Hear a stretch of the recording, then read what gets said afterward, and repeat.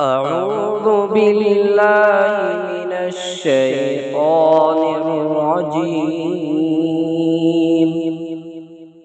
بسم الله الرحمن الرحيم.